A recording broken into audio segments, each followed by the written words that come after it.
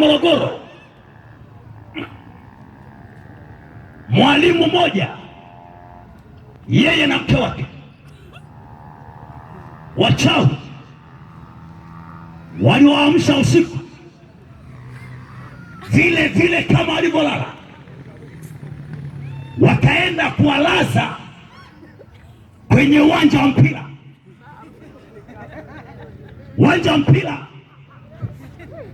ulipitwa pembezoni na barabara, wakawalaza pembezoni mwa barabara kwenye uwanja wa mpira.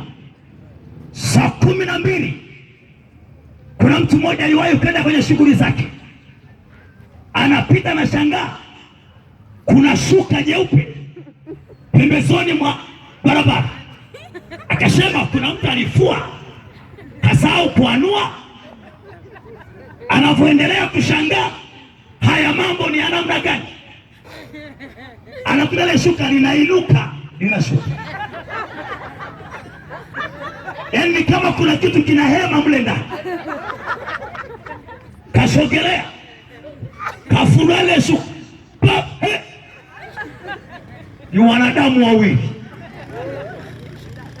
kama walivyolala usiku nyumbani kwao. Na habari ya mume na mke, unajua habari ndio hiyo. Nye vipi? Wanashangaa.